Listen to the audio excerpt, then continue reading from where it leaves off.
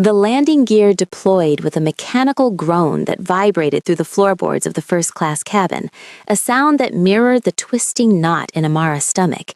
She stared out the oval window, watching the gray, sprawling metropolis of Seoul rise up to meet them through the breaking clouds. It had been 5 years.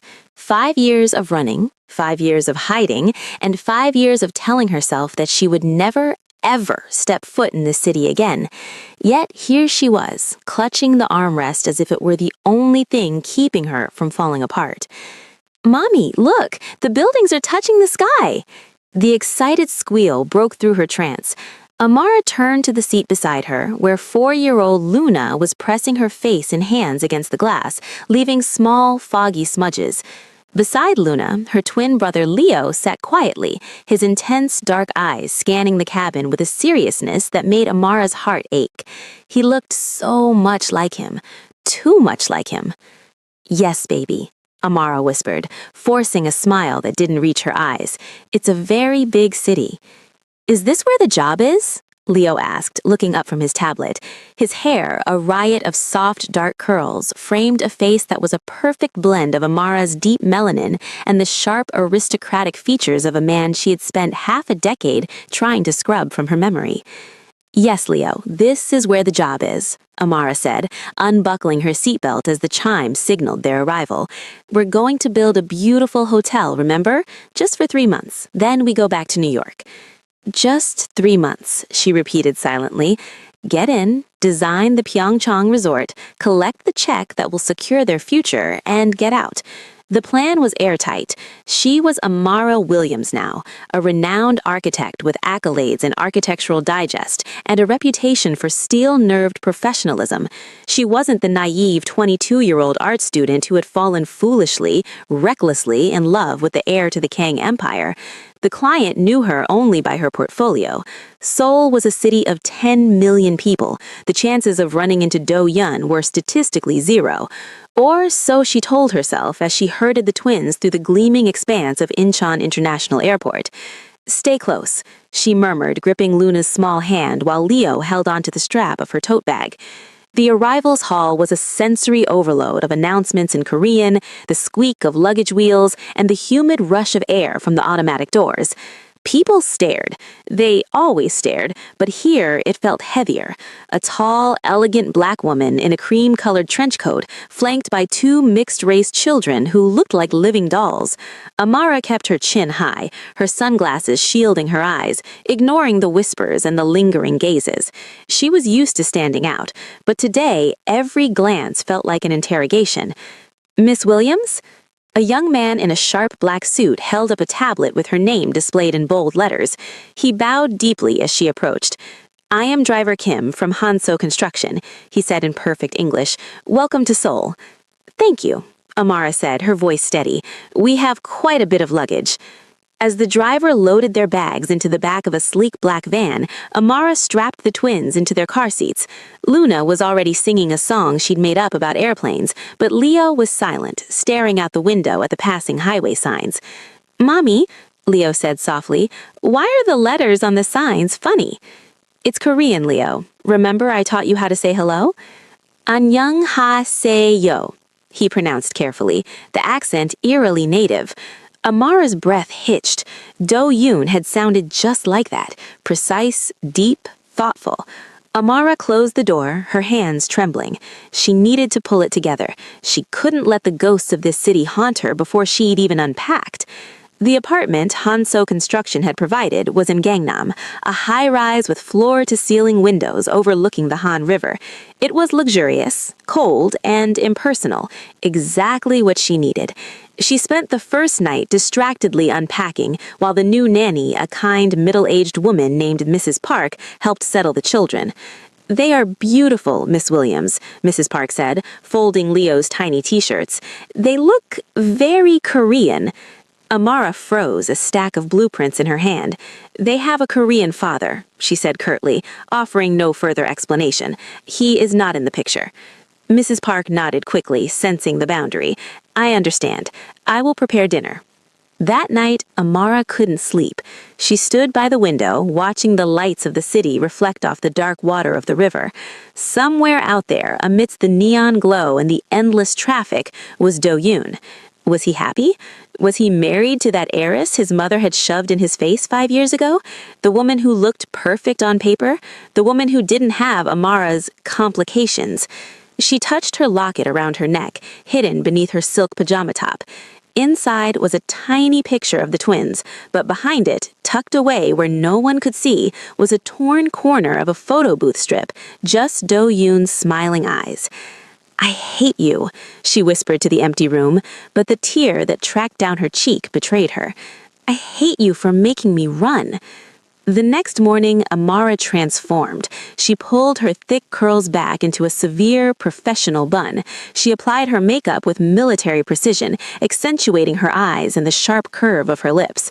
She donned a tailored emerald green power suit that screamed authority. "Mommy looks scary," Luna giggled as she ate her cereal. "Mommy looks like a boss," Amara corrected, kissing the top of her head. "Mrs. Park is going to take you to the park today. Be good. Do not run off." "Yes, Mommy," they chorused. The ride to the Hansum headquarters was a blur of traffic and nerves. Amara reviewed her presentation on her tablet, forcing her brain to focus on structural integrity, sustainable materials, and occupancy rates. When she stepped out of the car in front of the towering glass edifice in the business district, she took a deep breath of the smoggy air. "You are Amara Williams. You are the best architect in New York. You belong here." She breezed through security and took the elevator to the top floor. The conference room was vast, with a polished mahogany table that looked long enough to land a plane on. 3 executives were already seated, older men in gray suits who looked up with mild surprise as she entered. "Gentlemen," Amara said, setting her briefcase down, "I'm Amara Williams. Shall we get started, or are we waiting for the CEO?" One of the men, a VP named Mr. Choi, checked his watch. "Director Kang is running a few minutes late. He insists on overseeing this project personally. It is special to him." Amara nodded, connecting her laptop to the projector. "Understood." She was 5 minutes into setting up her slides when the heavy double doors swang open. "Apologies, the traffic on the bridge was a nightmare." The voice hit her like a physical blow to the chest. Deep, resonant, unmistakable. Amara froze with her back to the door. Her hand hovered over the HDMI cable. Every instinct in her body screamed at her to run, to dive under the table, to vanish into thin air. Slowly, agonizingly, she turned around. He was walking into the room, head down as he buttoned his suit jacket. He looked different, older. His jaw was sharper, the softness of his youth replaced by a hard, unyielding edge. He wore a navy 3-piece suit that fit his broad shoulders perfectly. His hair was styled back, revealing the forehead she used to kiss. Kang Do-yoon. He looked up, expecting to see a stranger. Their eyes locked. The room went silent. The hum of the air conditioning, the distant traffic, the clicking of pens, it all vanished. There was only the roar of blood in Amara's ears. Do-yoon stopped mid-step. His face, usually a mask of indifferent composure, crumbled into shock. His eyes widened, darting over her face as if checking for a hallucination. He paled, the color draining from his skin. "Amara?" The name was a whisper, a question, and an accusation all at once. "Mr. Kang," Mr. Choi looked between them, confused. "You know Miss Williams?" Do-yoon didn't answer. He couldn't breathe. He stared at the woman who had haunted his dreams for 1,865 days, the woman who had vanished without a trace, leaving a letter that said, "I'm sorry," and a hole in his chest that no amount of whiskey or work could fill. She was here, real, and she looked more beautiful than he had ever seen her. Amara dug her fingernails into her palm, the sharp pain grounding her. She lifted her chin, channeling every ounce of strength she possessed. "Mr. Kang," she said, her voice icy and detached, though her heart was hammering against her ribs like a trapped bird. "It's been a long time. I believe we have a hotel to design." Do-yoon's eyes narrowed. The shock was replaced by a sudden intense flash of anger. He walked slowly toward the head of the table, his gaze never leaving hers. He moved like a predator, controlled and dangerous. Miss Williams, he said, testing the name like a curse. I wasn't aware the architect for the Pyeongchang project was you. My firm sent my portfolio, Amara said, her throat dry. I assumed you approved it. I approved the designs, Do-yoon said, stopping just a few feet from her. He smelled of sandalwood and rain, the same scent that used to cling to her sheets. I didn't look at the biography. If I had known... He let the sentence hang in the air, heavy with threat. If you have a concern about my ability to deliver, Amara said, forcing herself to hold his gaze. I can step down. My partner can take over. No, Do-yoon said sharply. You signed a contract, Miss Williams, and in this business, we take contracts very seriously. You aren't going anywhere. He pulled out the chair at the head of the table and sat down, his eyes dark and unreadable. Sit down, he commanded the room, though he was looking only at her. Show me what you've been doing for the last 5 years. Amara sat. Her legs felt like Kelly. She opened her mouth to begin the presentation, but her mind was screaming only one thing. He hates me, and if he finds out about the twins, he will destroy me. Before we find out just how dangerous this game of cat and mouse will get, make sure you hit that subscribe button. You do not want to miss what happens when Do-yoon gets suspicious. Now, let's get into the next part. The rain in Seoul was different from the rain in New York. In New York, it was an inconvenience, a gray curtain that made cabs scarce and sidewalks treacherous. In Seoul, it was a mood, heavy, relentless, and suffocating. It drummed against the roof of the black Mercedes sedan as Amara stared out at the blurred neon lights of the Mapo Bridge, her reflection a pale ghost against the glass. Beside her, Kang Do-yeon typed furiously on his tablet, the blue light illuminating the sharp angle of his jaw. He hadn't said a word to her in 20 minutes, not since he had practically ordered her into his car for a site inspection that could have easily waited for a sunny day. It had been 3 days since the boardroom reunion, 3 days of hell. You missed a turn, Amara said, her voice tight. The site entrance is back there. Do-yeon didn't look up. I know where I'm going. Then where are we going? Amara demanded, her patience fraying. This isn't the route to Pyeongchang. We're going to dinner, he said simply, finally locking the tablet and sliding it into the seat pocket. He turned to look at her, his dark eyes unreadable. You can't inspect a foundation in a monsoon, Miss Williams, and my mother taught me never to let a guest go hungry. I'm not a guest, Amara snapped, turning her body toward him. I'm your architect, and I have work to do back at the office. The office is closed, Do-yoon countered, his voice smooth and dangerous. And you are my employee, which means you are on my time. Unless you have somewhere else to be? Someone waiting for you, perhaps? The question hung in the air, sharp as a blade. Amara's heart skipped a beat. The twins. Mrs. Park was expecting her home by 7. It was already 6:30. I have a life, Do-yeon, she said, slipping into the informal address before she could stop herself. The sound of his name on her tongue made his eyes widen slightly. Something you clearly don't respect. I respected you once, he said, his voice dropping to a low rumble that vibrated in the small space between them.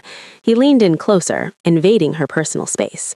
I respected you enough to plan a future with you. I respected you enough to defy my family for you. And how did you repay that respect, Amara? You vanished, like a thief in the night. I had to go, she whispered, the fight draining out of her. You don't understand. Then make me understand, he challenged, his gaze dropping to her lips for a fraction of a second before snapping back to her eyes. Tell me why you left me standing at Namsan Tower like a fool while you ran off to America? Was it him, the man you were meeting?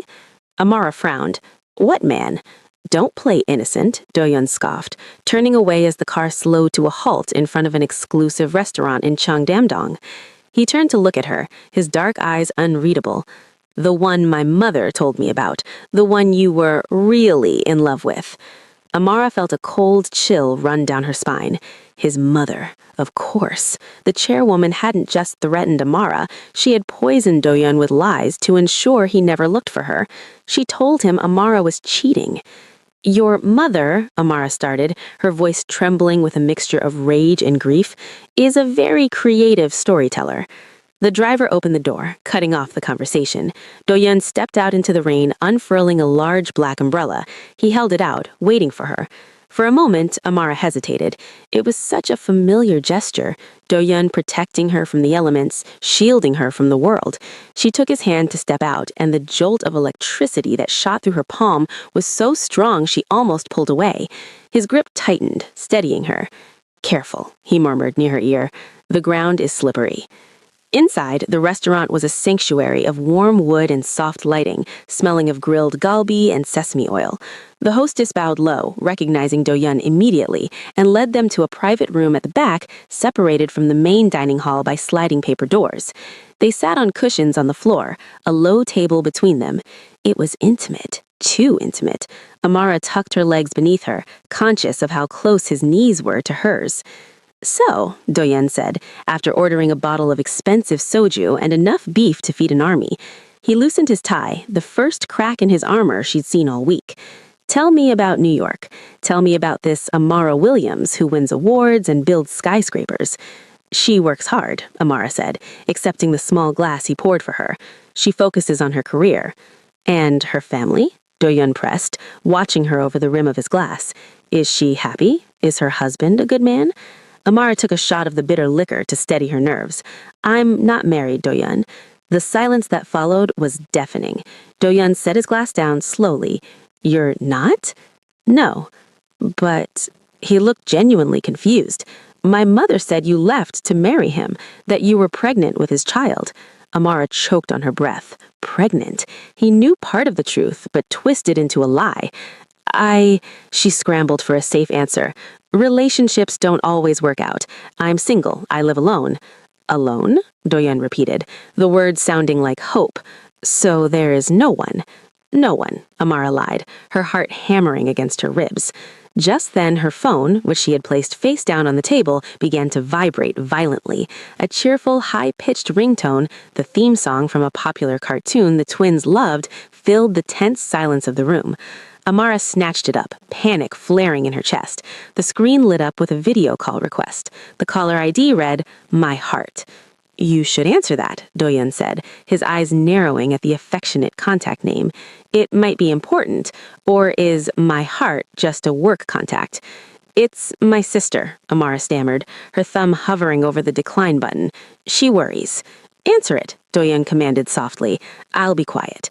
Amara knew she couldn't decline without looking suspicious. She angled the phone away from him, praying the volume was down, and tapped the green button. "Hello?" she whispered. The screen filled with the chaotic, tear-streaked face of Mrs. Park. "Miss Williams, I am so sorry," the nanny wailed, her voice shrill and loud in the quiet room. "Mrs. Park, what's wrong?" Amara asked, her maternal instinct overriding her caution. She forgot to whisper. "It's Leo," Mrs. Park cried, panning the camera down. Amara's blood ran cold. On the screen, 4-year-old Leo was sitting on the floor of the apartment, holding his knee, sobbing. "Mommy!" Leo screamed, his face pressed close to the camera. "Mommy, it hurts! I fell off the chair! I want you!" The word mommy echoed in the small private room like a gunshot. Amara froze. She slowly lifted her eyes. Do-yeon was staring at her. He wasn't looking at the phone, he was looking at her face. His expression had shifted from suspicion to absolute shock. "Mommy?" he whispered. "I have to go," Amara said, her voice shaking. "Mrs. Park, put ice on it. I'm coming home right now." She hung up the phone and shoved it in her purse, her hands trembling so badly she dropped her napkin. "I have to leave," she said, abruptly standing up. "Family emergency." "Sit down," Do-yeon said. He didn't shout, but the authority in his voice was absolute. "My nephew is hurt," Amara lied, desperate to escape. "My sister is away. I'm watching him." "Stop it," Do-yeon cut her off, standing up slowly. He towered over her in the small room. "That boy called you mommy. He looked like..." He trailed off, his mind racing. He had only seen a glimpse of the screen, a blur of a child's face. But the voice? And the timing? "He's confused," Amara said, backing toward the door. "He's 4. He calls everyone mommy sometimes. I really have to go, Do-yeon." "4?" Do-yeon repeated. He did the math instantly. 5 years ago she left. 9 months later, he stepped around the table, blocking her path to the door. "Amara, look at me." Move, she pleaded, tears pricking her eyes. Please. Is he yours? Do-yeon asked, his voice cracking. Do you have a son? Yes, she whispered, knowing she couldn't deny the existence of the child now. Yes, I have a son, but he has nothing to do with you. Is he the other man's child? Do-yeon demanded, gripping her shoulders. The man you left me for? Yes, she shouted, the lie tearing her throat apart. Yes, he's someone else's. Now let me go to him. Do-yeon stared at her for a long, agonizing moment. He was searching for the lie in her eyes, but her fear looked like guilt. Slowly, he released her shoulders. He looked defeated, broken. Go, he said, turning his back to her. Go take care of your son. Amara didn't wait. She slid the door open and ran. She ran through the restaurant, past the bowing hostess, and out into the pouring rain. She didn't wait for the driver. She hailed a taxi on the street, soaking her expensive suit, and dove into the back seat. Gangnam, she choked to the driver. Please hurry. As the taxi sped away, Amara buried her face in her hands and sobbed. She had bought herself time, but at what cost? She had seen the look in Do-yeon's eyes when she said the child belonged to another man. It was the look of a man whose heart had just been broken for the second time. Back in the restaurant, Do-yeon stood by the window watching her taxi disappear into the rain. He pulled out his phone and dialed a number. Secretary Kim, he said, his voice void of emotion. I want you to find out everything about Amara Williams' life in New York. I want birth certificates, I want hospital records, and I want to know who the father is. Yes, Director. Shall I prioritize this? Drop everything else, Do-yeon said, watching his reflection in the glass. She's lying to me. I don't know what she's hiding, but I saw that boy's face for a second, and I need to know why he has my eyes. If you're enjoying the drama and the suspense, don't forget to like this video and subscribe to the channel. Amara burst through the front door of the apartment, water dripping from her hair onto the polished marble floor. Her chest heaved as she kicked off her heels, the adrenaline from the restaurant still coursing through her veins. Leo? She called out, her voice cracking. Mommy! Leo came running down the hallway, a large bandage with a cartoon character on his knee, followed closely by a frantic-looking Mrs. Park. He didn't seem traumatized. In fact, he was holding a half-eaten cookie and smiling. Amara dropped to her knees, ignoring the wet clothes clinging to her skin, and pulled him into a fierce hug. She buried her face in his neck, inhaling the scent of baby shampoo and innocence. I'm here, baby. Mommy's here, she whispered, rocking him back and forth. Does it hurt? Only a little bit, Leo said bravely, patting her wet hair. Why are you crying, Mommy? Is it raining on your face, too? Amara let out a watery laugh, wiping her eyes. Yes, Leo, it's just rain. Luna toddled out from the living room, carrying a stuffed rabbit. Mommy is wet, she announced, joining the hug. Surrounded by her children, the panic began to subside, replaced by a cold, hard dread.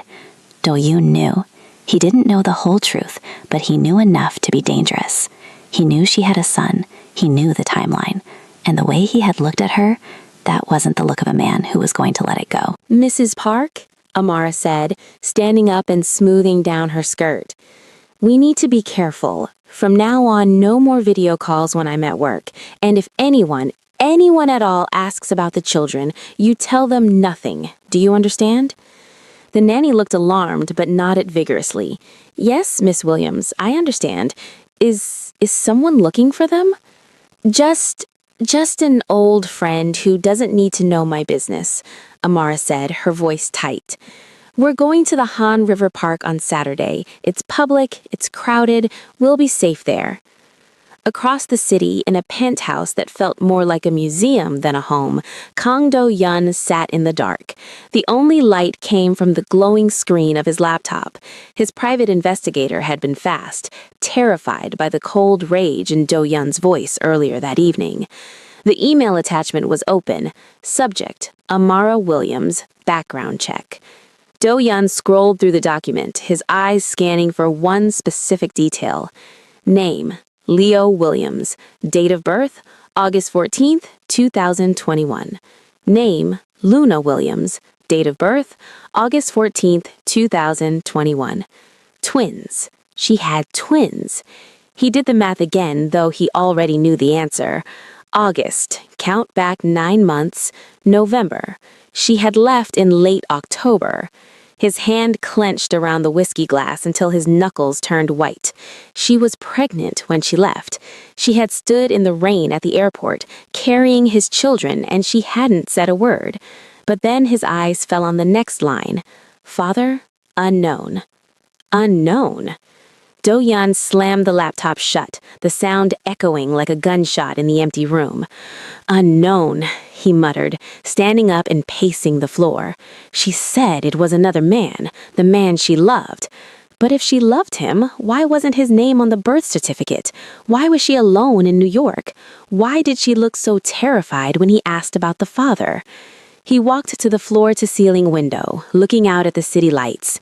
He remembered the way she used to look at him, the way she used to trace the line of his jaw with her thumb. That wasn't a lie. He knew people. He could spot a fake from a mile away, and Amara Williams was a terrible liar. Saturday, he whispered to the reflection in the glass. Secretary Kim said she takes them to the park on Saturdays. He wasn't going to send a private investigator this time. He was going to see for himself. He needed to look into that boy's eyes one more time. Saturday morning arrived with a burst of sunshine that seemed to mock Amara's anxiety. The Han River Park was teeming with families, couples on tandem bicycles, and elderly people flying kites. It was loud, colorful, and chaotic, the perfect place to blend in. Amara spread a large picnic blanket under the shade of a cherry blossom tree. She wore oversized sunglasses and a wide-brimmed hat, looking every bit the incognito celebrity. "Stay where I can see you," she warned the twins as she unpacked sandwiches. "Do not go near the water." "Okay, Mommy," they shouted in unison, immediately sprinting toward a group of kids playing soccer nearby. Amara watched them like a hawk. Every tall man with broad shoulders made her heart jump. Every black car that drove past the parking lot made her flinch. She was being paranoid. Do-yeon was the CEO of one of the largest conglomerates in South Korea. He didn't spend his Saturdays stalking ex-girlfriends in public parks. He was probably playing golf with politicians or reviewing contracts. She forced herself to relax, leaning back on her hands. The breeze was cool, carrying the scent of river water and fried chicken. For a moment, she allowed herself to imagine a different life, a life where she hadn't run, a life where Do-yeon was here, sitting beside her, laughing as Leo tried to dribble a soccer ball. "Goal!" a deep voice shouted from the field. Amara sat up, her heart hammering against her ribs. That voice.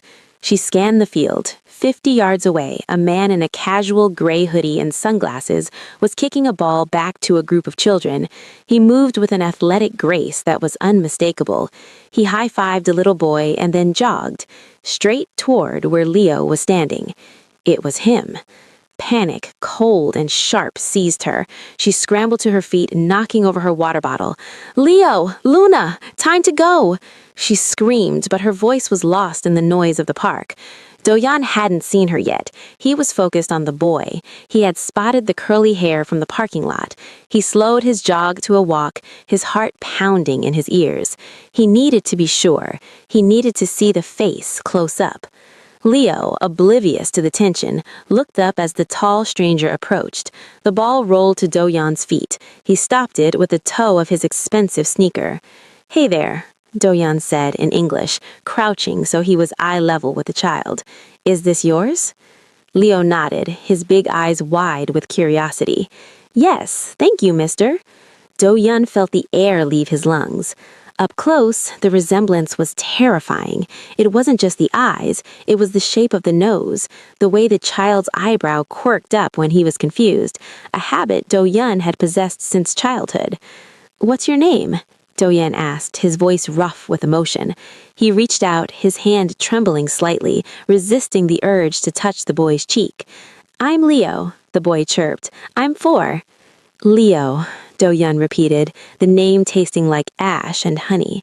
You look very strong, Leo." "My daddy is strong too," Leo said confidently, puffing out his chest. Do-yeon froze. "Your daddy?" Yeah, but he's not here, Leo said, looking down at his shoes. Mommy says he's working very far away. Leo!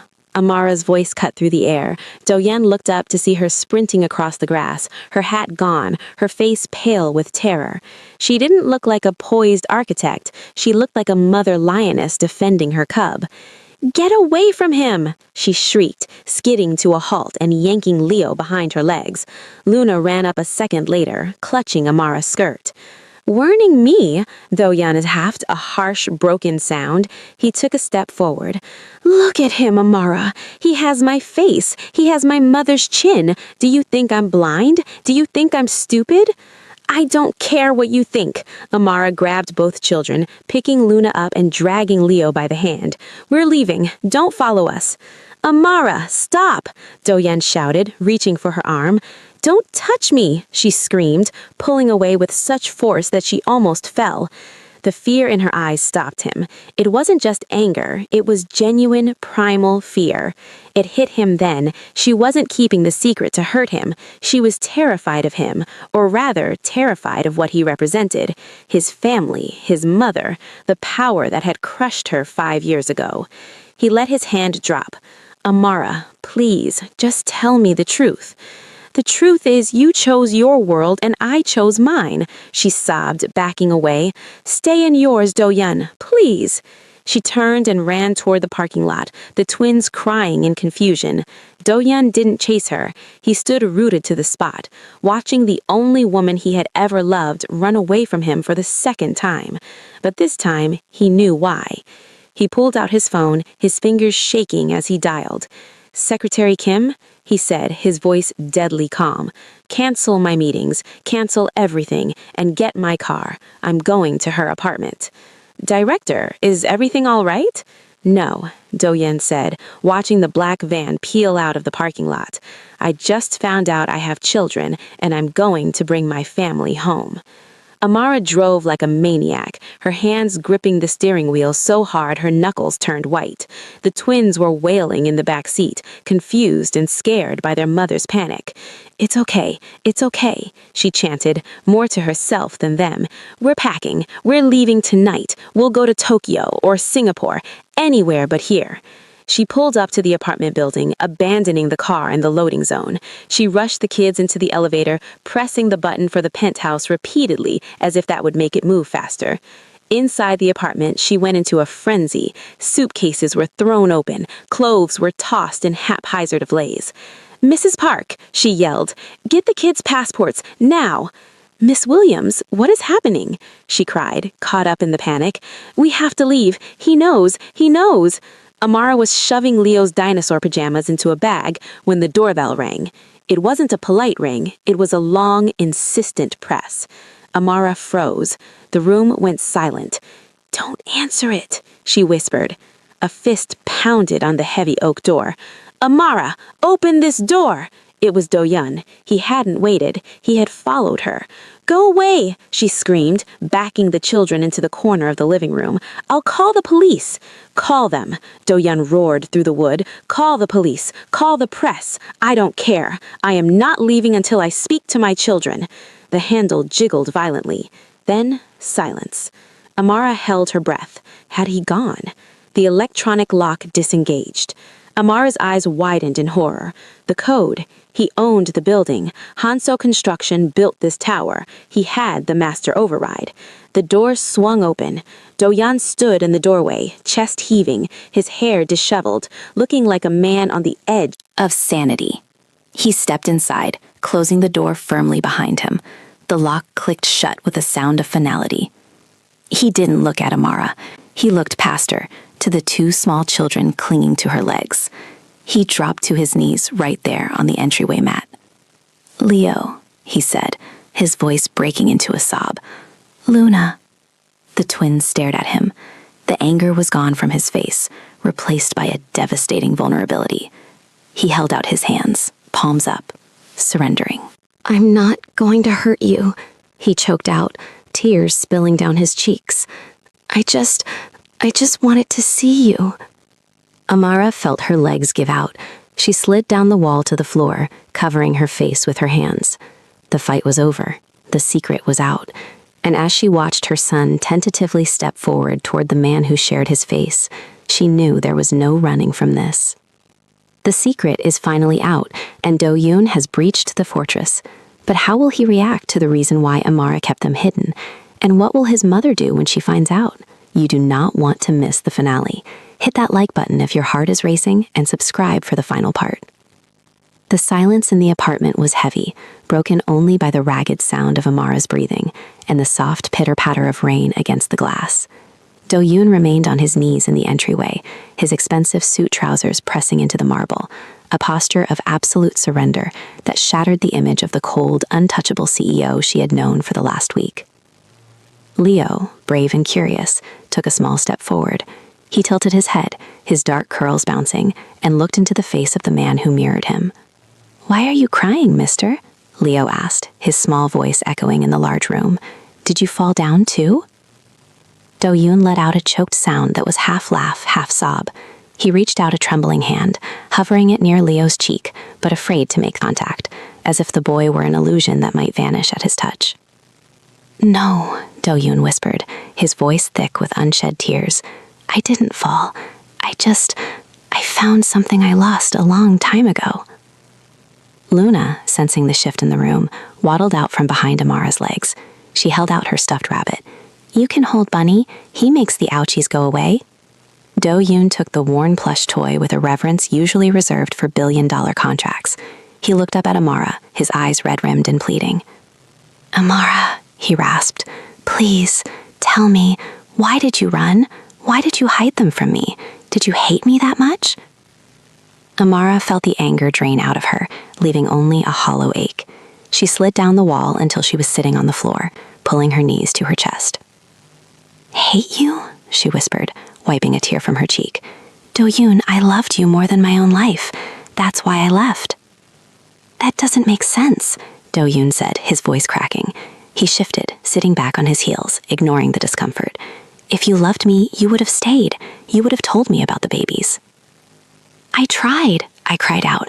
"I went to the tower, Do-yoon. I went there that night to tell you everything, to tell you I was pregnant, but you weren't there." "I was there," Do-yoon insisted, his brow furrowing. "No," Amara shook her head violently. "I saw you. I saw you with her, that heiress, Minji. Your mother sent me a photo the next morning, you and her having champagne.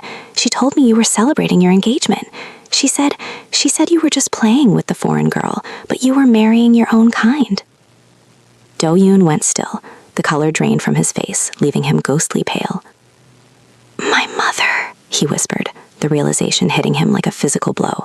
"She told you I was engaged?" "I saw her show me the announcement," Amara sobbed. "She said if I stayed, I would be nothing but a mistress, a shame to your family. She offered me money to get an abortion and leave. I didn't take the money, Do-yoon. I just took my dignity and ran." A low, guttural growl rose in Do-yoon's throat. He closed his eyes, his hands balling into fists so tight his knuckles turned white. The pieces were falling into place. The business dinner his mother had forced him to attend that night, the photographers who had accidentally been there, the lie she had told him that Amara had taken a payout and left with another man. "I never touched her," Do-yoon said, his voice deadly quiet. "I never proposed to Minji. I broke off the arrangement the morning after you left. I told my mother I would never marry anyone but you. I spent 2 years looking for you, Amara. 2 years." Amara looked up, her breath hitching. You looked for me?" "I hired investigators on 3 continents," Do-yoon said, looking at the twins who were now sitting on the floor, playing with his watch. "But my mother, she must have paid them off to hide your tracks. She stole 5 years from us, Amara. She stole my children's first steps, their first words." He reached out and finally, gently, cupped Leo's face. The boy leaned into the touch, instinctively recognizing the bond. "I didn't know," Amara whispered, fresh tears spilling over. "I thought you moved on. I thought you forgot me." "I could never forget you," Do-yoon said, his eyes locking onto hers with a burning intensity. "You are the only thing I have ever wanted." The tender moment was shattered by the sharp ringing of Amara's phone. She ignored it, but then the landline in the apartment began to ring. Then the doorbell buzzed again, this time from the lobby. Do-yoon stood up, his face hardening into the mask of the ruthless CEO. He checked his phone. 17 missed calls from Chairwoman Kong. She knows, Do-yoon said, his voice cold as ice. What do we do? Amara panicked, rising in her chest again. She scrambled to her feet, gathering the twins. She'll try to take them, Do-yoon. She threatened to take them if I ever came back. Let her try, Do-yoon said, walking over to Amara. He didn't touch her, but he stood between her and the door, a human shield. You aren't the scared student anymore, Amara, and I am not the obedient son. This ends today. The confrontation didn't happen at the apartment. It happened the next night at the grand opening of the Pyeongchang resort. The ballroom was a sea of flashing cameras, diamonds, and black tuxedos. Seoul's elite had gathered to see the unveiling of the Kong Group's newest masterpiece, but the tension in the air was palpable. Rumors were swirling. The chairwoman had been seen arguing with her son in the lobby earlier that day. Backstage, in the green room, Amara stood in front of a full-length mirror. She wasn't wearing a business suit. She was wearing a gown of shimmering gold silk that hugged her curves, her hair cascading down her back in glorious natural curls. You look like a queen, a deep voice said. Amara turned. Do-yoon stood in the doorway, holding Leo and Luna by the hands. The twins were dressed in miniature formal wear, Leo in a tiny tuxedo, Luna in a gold dress that matched her mother's. Are you sure about this? Amara asked, her hands shaking as she smoothed Luna's hair. Once we go out there, there's no going back. Your mother will be furious. The stock prices... Let them fall, Do-yoon said, walking over and kissing her forehead. I can build another company. I can't build another family. He held out his arm. Ready? Ready, Amara breathed. Out in the ballroom, Chairwoman Kong stood at the podium. She was a formidable woman with steel gray hair and eyes that could cut glass. She smiled tightly at the press. And now, she announced, my son, CEO Kong Do-yoon, will present the vision for our future, a future built on tradition and legacy. Do-yoon walked onto the stage. The applause was polite. He stood at the microphone, looking out at the hundreds of faces. He saw his mother in the front row, looking smug. She expected him to announce the merger. She expected him to fall in line. Thank you, Chairwoman, Do-yoon said, his voice amplified across the silent room. This hotel was built on the concept of home, but for a long time, I didn't know what that word meant. He paused, looking toward the curtain. I thought home was a place, he continued, but I realized home is people. 5 years ago, I made the biggest mistake of my life. I let my home walk away because I was too weak to fight for her. The chairwoman's smile faltered. She stood up, signaling for the sound engineer to cut the mic, but Do-yoon ignored her. I am not making that mistake again, Do-yoon declared, his voice ringing with power. Please welcome the lead architect of this project, the woman who designed this building, and the woman who owns my heart, Amara Williams. The curtains parted. Amara stepped out, the gold dress catching the stage lights. The crowd gasped. A collective murmur rippled through the room. And, Do-yoon added, his voice softening as he extended his hand to her, our children, Leo and Luna Kong. The twins walked out, shy but smiling, holding Amara's hands. The silence in the room was absolute. Then, chaos. Camera flashes exploded like fireworks. Reporters shouted questions. Chairwoman Kong stood frozen, her face a mask of shock and fury. She looked at the mixed-race children, undeniably Kong's, undeniably beautiful, and then at the defiant look on her son's face. She sank back into her chair, defeated. She knew, in that moment, she had lost. The public would eat this up. A secret romance? Twins? A reunion? It was the story of the century. Do-yoon didn't look at the press. He walked to Amara, took her hand, and pulled her close. He picked up Leo while Amara held Luna. This is my family, Do-yoon said, into the microphone, finality in his tone. And anyone who has a problem with that can answer to me. He looked at Amara, and for the first time in 5 years, his smile reached his eyes. Let's go home, he whispered to her, away from the mic. Yes, Amara smiled, tears of joy glistening in the stage lights. Let's go home. 1 year later. The autumn wind whipped around the observation deck of Namsan Tower, carrying the scent of roasted chestnuts and falling leaves. It was crowded, as always, with couples locking their plastic padlocks onto the railing, promising eternity. Lift me up, Papa. I can't reach. Do-yoon laughed, hoisting 5-year-old Leo onto his shoulders. All right, big man, find a good spot. Amara stood beside them, holding Luna, who was busy trying to stick a sticker on the railing. They looked like any other family, happy and loud. Here, Leo shouted, snapping a bright blue lock onto the fence, right next to the gold one. Do-yoon set him down and wrapped his arm around Amara's waist, pulling her into his side. She rested her head on his shoulder, looking at the lock Leo had just placed. It sat next to an old weathered padlock, the one they had placed there 6 years ago, before everything fell apart. We missed our anniversary last time, Do-yoon murmured, kissing the top of her head. We were a little busy, running away, misunderstandings, secret babies. Never again, Do-yoon promised, turning her face toward him. No more running. No more secrets, Amara agreed. He kissed her then, a slow, deep kiss that tasted of redemption and peace. The tourists walked by, some recognizing the famous CEO and his wife Amara, snapping photos. But they didn't care. They were just Amara and Do-yoon, and this time